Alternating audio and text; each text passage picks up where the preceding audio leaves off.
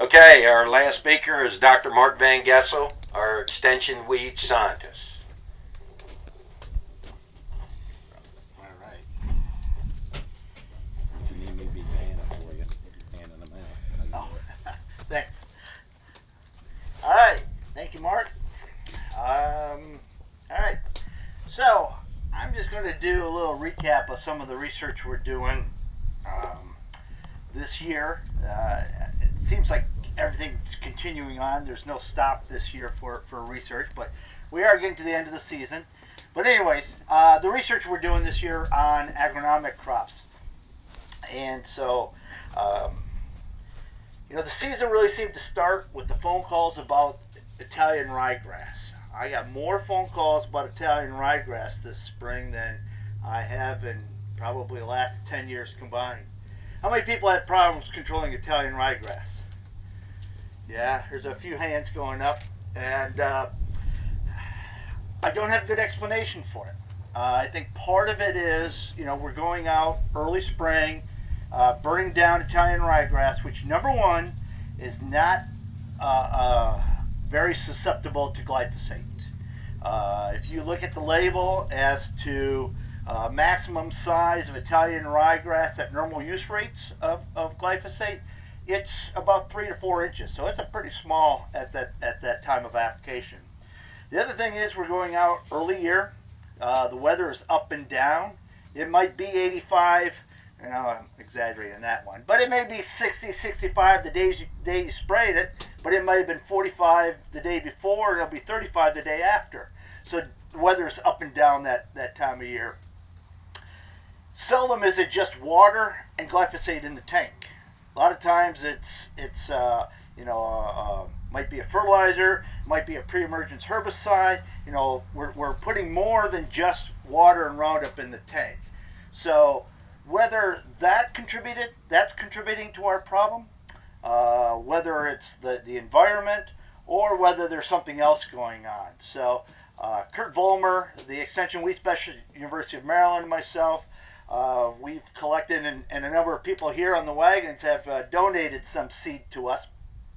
And then we're going to be testing it here late September and looking to see how these different populations respond to glyphosate and some of the other herbicides, and at least be able to address that question: is there a difference in sensitivity to glyphosate? But Italian ryegrass was the number one problem that we're facing this year. Another weed that we're seeing a lot more of, it's definitely not a new one, but this is fall panicum. And you want to throw it? Yeah. Fall panicum.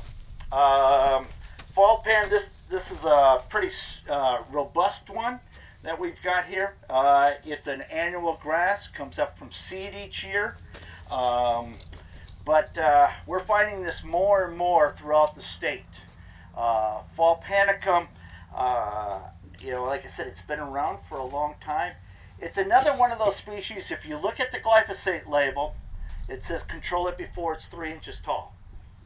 And it's very waxy, and whether that contributes to some of the issues with glyphosate performance, I don't know.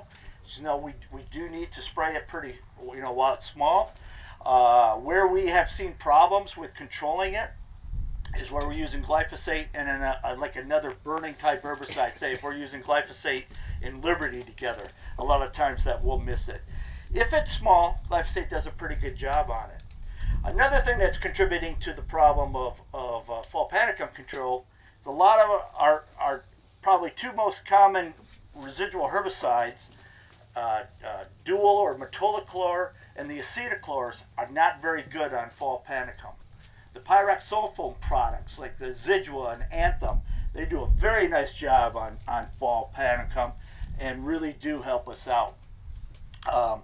This time of year, you're going to see fall panicum in the field. It's tall. It's a very much of an upright plant. If it's tall or robust like this, you'll see where at the nodes it tends to change directions.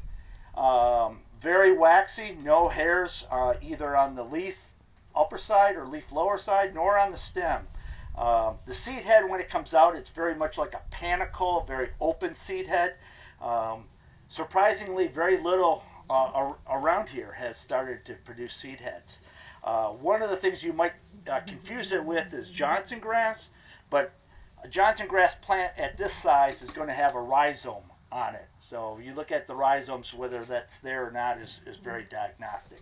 So fall panicum's another one to be on the lookout for, particularly as you're combining. Have a new grass that you thought you probably should have controlled, identify it, and fall panicum is one that might come up on your list.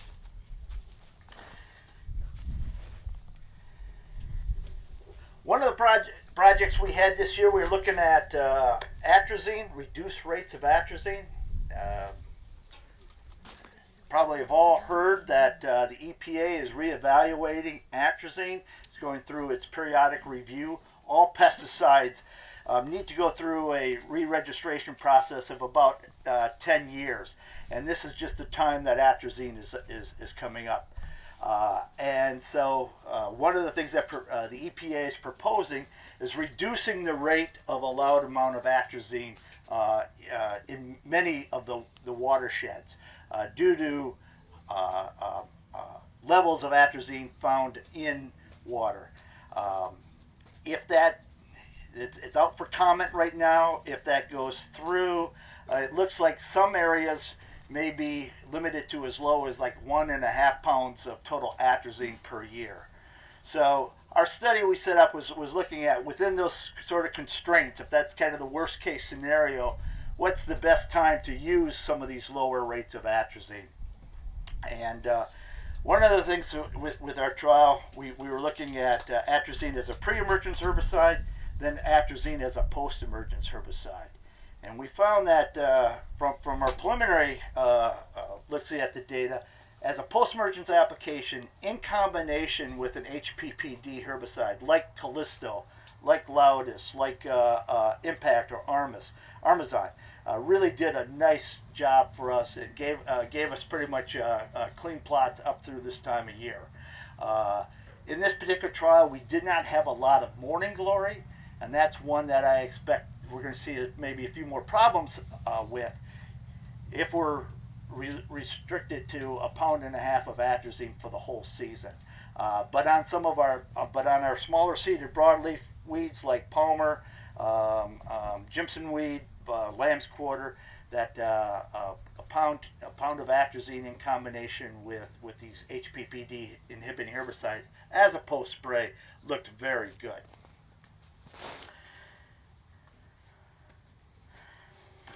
Switching to soybeans. If you look behind me, it depends on which angle you look at. It looks like it's a pretty weedy field of palmer amaranth that's out here. But if you look straight down the rows, you can see a lot of these are strips of palmer, 2 or 3 clean rows, and a strip of palmer. So when we do our trials, we set them up with our plots being 4 rows wide, and we're spraying from the inside of the first row to the inside of this row. So basically covering 3 middles. Where you're seeing that palmer in most of our plots are right down between the 2 plots, between the 4 row plots. We do that as a running check and to make sure that we do have good weed pressure there. But as you look down the rows, you see there's a lot of these strips that are completely clean. We're able to control palmer amaranth with good consistent weed control.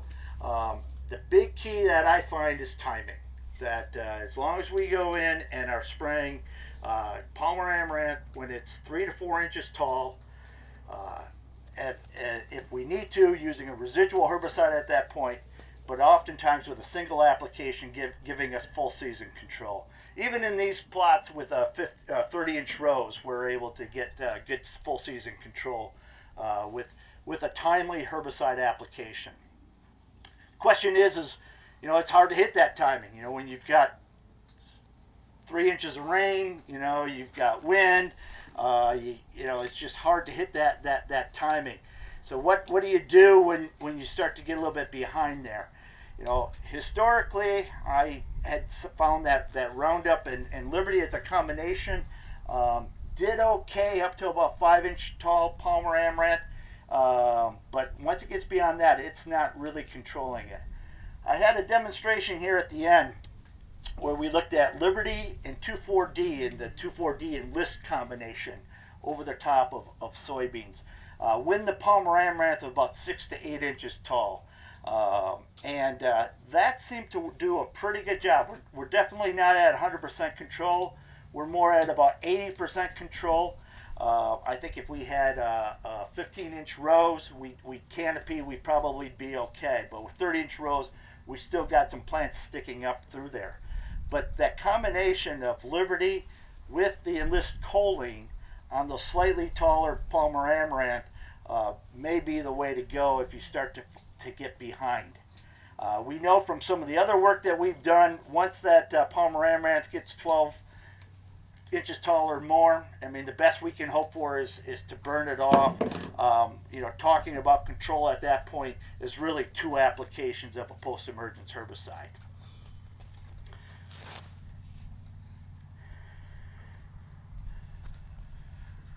Worked out this year where I had 2 or 3 trials looking at soil-applied herbicides for crop safety. One of them is a project that was funded by the Delaware Soybean Board, where we were looking at a number of different herbicide active ingredients, either by themselves or in combination with one another, for crop safety. We got 4 different varieties of soybeans that were supposed to have different levels of crop tolerance to different herbicides, and so it was a big trial. We had like 25 treatments, 4 different varieties, 4 reps. It was a monster trial. It took us a long time to rate, but I think we're getting some really good data out of there. Just kind of some of our general observations. Metribuzin was probably one of our more injurious herbicides, although it was not as damaging as I think many of us think of it as being injurious to soybeans. We got some stunting. Soybeans grew out of it relatively quickly. The one product that surprised me was the chlorimiron active ingredient. Chlorimiron is one of the components of canopy, something we've used a long time as a residual herbicide. I've generally have thought of it as being a relatively safe herbicide, but in that in the 2 or 3 trials where we looked at crop safety this year, we got a fair amount of stunting with that chlorimiron. It was with chlorimiron, it was slow to recover, but it eventually did. But the products that we were looking at, was the chlorimiron was the one that we found to be most injurious as a pre-emergence herbicide.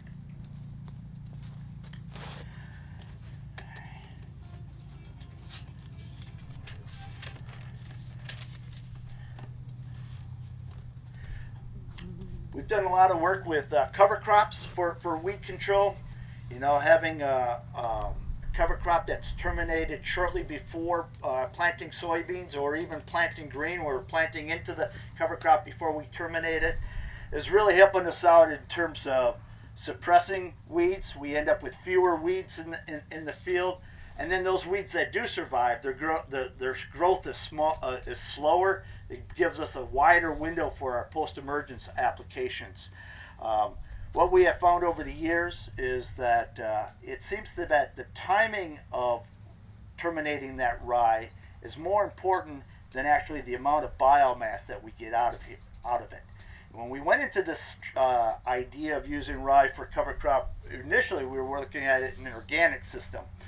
We had this number of about 5,000 to 6,000 pounds per acre of rye as kind of our target that we need for weed control.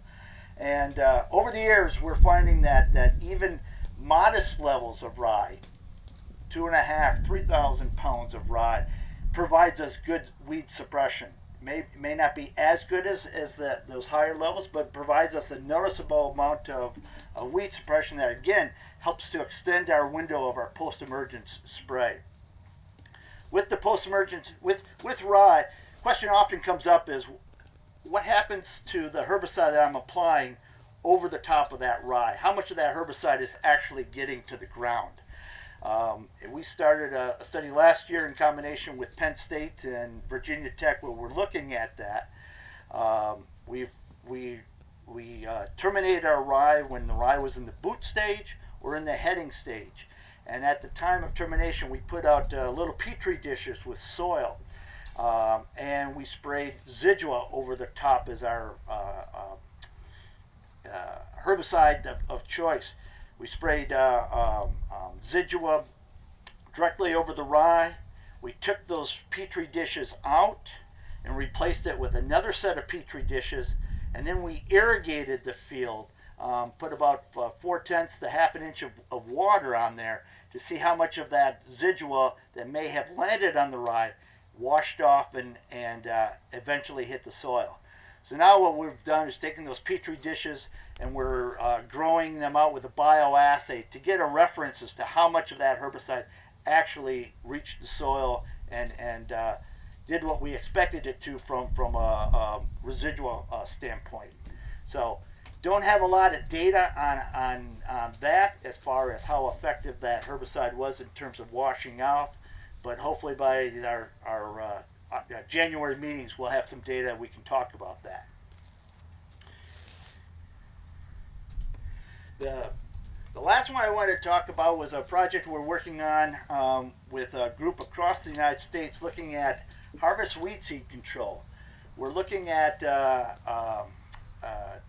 in this particular trial, we're looking at a couple of different models of cage mills that attach to the back of combines that destroy the weed seeds as it comes through the combine.